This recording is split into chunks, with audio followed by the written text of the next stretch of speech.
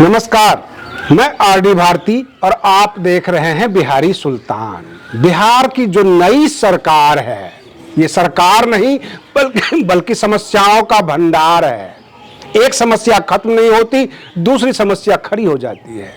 जो नए मंत्रिमंडल का गठन होने जा रहा है, जैसे कि पहले मुख्यमंत्री और 2 डिप्टी सीएम का शपथ ग्रहण हुआ, उसके बाद खंगालने पे ये पता लगा है कि बहुत सारे जो नीतीश सरकार के अंदर मंत्री थे वो दोबारा मंत्री नहीं बन पाएंगे। एक संवैधानिक संकट भी आ गया है।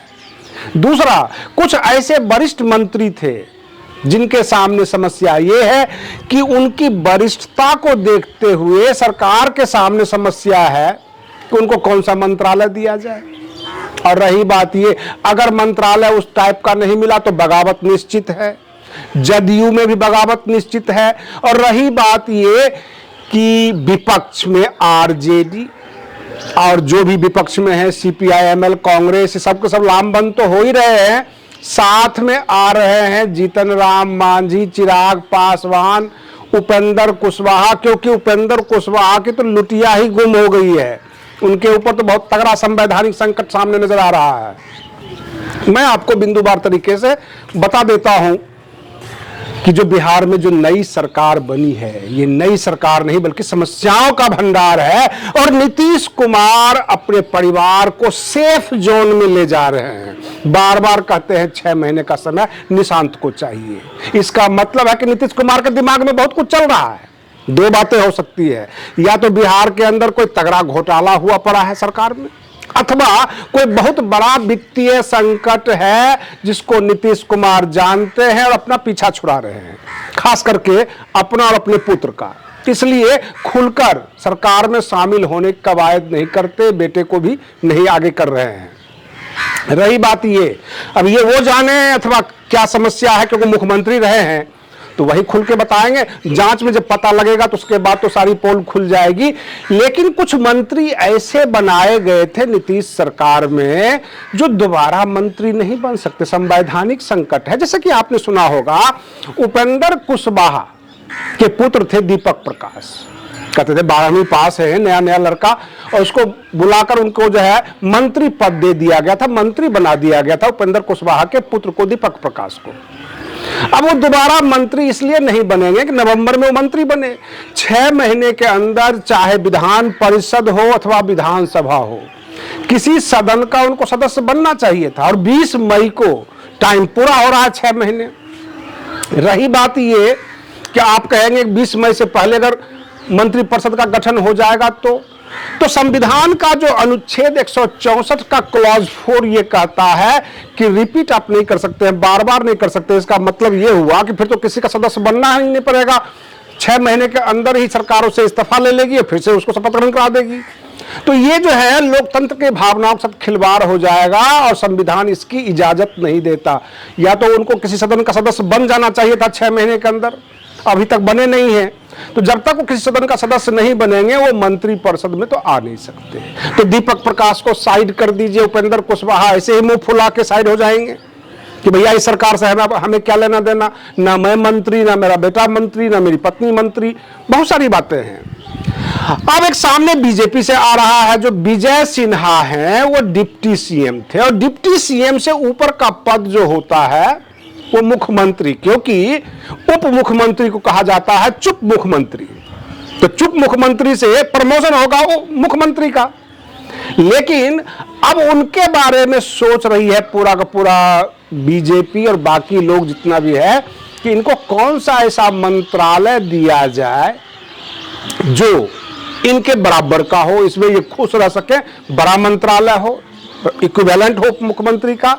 वो उनको इसलिए नहीं मिलेगा क्योंकि गृह मंत्रालय जदयू के पास चला जाएगा। तो गृह मंत्रालय जब जदयू के पास चला जाएगा तो फिर विजय सिन्हा को कोई दाएं बाएं का मंत्री बना दिया जाएगा, तो क्या वो शांत रहेंगे? बार बार कह रहे थे, प्रस्तावना भी उन्होंने ही दिया था, सम्राट चौधरी का प्रस्तावक भी वही बने थे शिवराज सिंह चौहान के सामने कि भाई उनको मुख्यमंत्री बनाया जाए। तो कोई भारी भरकम पद उनको मिलना चाहिए था, अन्यथा भाजपा के अंदर विद्रोह होगा। अब रही बात ये कि बहुत सारे ऐसे विभाग हैं, नीतीश कुमार तो परेशान हैं ही, और मुस्कुरा भी रहे हैं। संतोष सुमन जो है उनको ज्यादा परेशानी बढ़ गई है। संतोष सुमन है जीतन राम मांझी के पुत्र, उनको न्योता भी मिला था और मंत्री भी नहीं बनाया गया। चिराग पासवान अपने आप को ठगा हुआ महसूस कर रहे हैं। एक सवा महीना 1.5 महीना के बाद जब मंत्री परिषद का गठन होगा और लगे हाथ जो विपक्ष के नेता हैं वो सब के सब ये कहते हैं कि मैं हारा हुआ विपक्ष, आप जीते हुए विपक्ष, क्योंकि मंत्री तो आप हैं नहीं, सरकार तो आपकी बन नहीं रही है। तो इस तरह की समस्याएं बढ़ रही है। कल को 85 विधायक अगर तेजस्वी यादव के पास भागकर चला जाता है और उसमें अगर जीतन राम मांझी, चिराग पासवान सब इकट्ठा हो जाते हैं, बस एक व्यक्ति की कमी है बिहार की राजनीति में, और ये कमी जानबूझकर है अथवा जैसे भी हो, राहुल गांधी जी को अभी इंटरेस्ट लेना चाहिए था बिहार की राजनीति में। पटना में उनको डेरा डाल देना चाहिए था। नई सरकार में जो समस्याएं आई है वो समस्या इस तरह से है कि विजय सिन्हा के पास समस्या कि उनको कौन सा मंत्री पद दिया जाएगा, उपेंद्र कुशवाहा के घर में बगावत कि अब तो बेटा बनेगा नहीं मुख्यमंत्री माफ कीजिएगा कोई भी मंत्री। और रही बात ये कि संतोष सुमन जो जीतन राम मांझी के पुत्र हैं वो बाप बेटे में भी आनाकानी शुरू हो गई है क्योंकि उनको मंत्री पद नहीं मिला। तो कई घर में कलेश शुरू हो चुका है और जदयू के जितने विधायक हैं रोज रोज मीटिंग करते हैं, बेमतलब का भी मीटिंग करते हैं और यही कहते हैं कि आगे क्या होगा, आगे हमें क्या करना है। इस तरह से सवालों कहने का मतलब यह है कि राजनीतिक दल को कहा जाता है एक संगठित दल, संगठित टीम कहा जाता है, लेकिन आज की तारीख में बिहार में सबके सब असंगठित हो गए हैं। लगता ही नहीं है कि ये जीती हुई सरकार है। रही बात ये कि जो उपेंद्र कुशवाहा के पुत्र के मामले में, दीपक प्रकाश के मामले में जो है कि अगर फिर से दोबारा चुनाव हो और कोई जीत कर नई सरकार आए तो उनको मंत्री बनाया जा सकता है। ये चुनी हुई सरकार है, इसमें ऐसा हो सकता है कि या तो जदयू राजद सब मिलकर एक सरकार बनाए, चाहे जदयू भाजपा मिलकर सरकार बनाए। और लगे हाथ जो खबर आ रही है कि भाजपा खुश नहीं है, जो भाजपा हाईकमान है वो सम्राट चौधरी से खुश नहीं है, क्योंकि सम्राट चौधरी को भाजपा मुख्यमंत्री नहीं बनाना चाहती थी। ये तो एन वक्त पे नीतीश कुमार ने भांजी मार दी और सम्राट चौधरी को आगे कर दिया कि आप लोग इनको समर्थन दीजिए, हमने इनको पत्र दे दिया है। और भाजपा मुंह देखती रह गई क्योंकि भाजपा के दिमाग में कुछ और चल रहा था, पर्ची सिस्टम, और किसी और को थोपने वाले थे, जैसे कि हो सकता है श्रेयसी सिंह को बनाते अथवा विजय सिन्हा को बनाते, जो भी हो भाजपा का वो उनको बनाते। लेकिन सम्राट चौधरी के बारे में भाजपा हाईकमान मुख्यमंत्री बनाने के विचार में नहीं था। ये तो नीतीश कुमार के पसंद थे सम्राट चौधरी, यह भी निकल कर आ रही है। तो भाजपा से भी उन सम्राट चौधरी को समर्थन नहीं मिल पा रहा है, सपोर्ट नहीं मिलेगा, जदयू से सपोर्ट नहीं मिलेगा, बाकी जितने भी गठबंधन दल हैं वो परेशान और बौखलाए हुए हैं।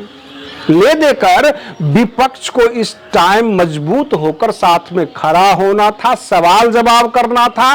और रही बात ये, विपक्ष ही तो अविश्वास प्रस्ताव लाता है सदन में, तो विपक्ष अभी गायब है, बिल्कुल इनको इनके भरोसे छोड़ रखा है। यह विपक्ष के लिए अच्छी बात नहीं है। रही बात सत्ता पक्ष में 3 मुख्यमंत्री, मतलब 1 मुख्यमंत्री और 2 डिप्टी सीएम, तो ले दे के कोई और मंत्री भी नहीं है, तो सत्ता पक्ष भी नजर नहीं आ रही है, विपक्ष भी असंगठित है। इन सबको चाहिए इकट्ठा होकर एक नई सरकार का गठन करें। मैं तमाम दर्शकों से ये धन्यवाद देना चाहता हूं कि आप लोग वीडियो को लाइक करते हैं, शेयर करते हैं। बहुत नए सब्सक्राइबर आ गए हैं, इसलिए मैं सटीक से सटीक खबरें लेकर आपके सामने प्रस्तुत हो जाता हूं। मैं फिर मिलता हूं अगले वीडियो में, तब तक के लिए धन्यवाद।